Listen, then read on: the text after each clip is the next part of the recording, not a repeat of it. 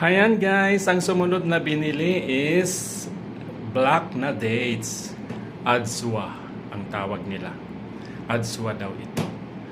Yan guys, oh. Wala akong makitang fresh na yung ano to, dry, pero masarap. Yan guys, medyo mahal. Yan, ang black na dates. May daw to, may health benefits na naibibigay sa atin. Yan ang sinasabi ng aking kaibigan na Indiano. Yan guys, yung black, di po ba? Ano siya, tingnan niyo mabuti. Ang black na dates.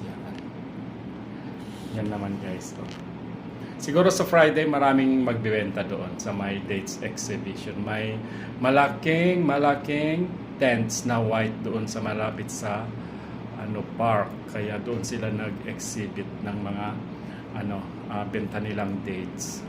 Mga dates, yan. Yan lang guys ang aking video.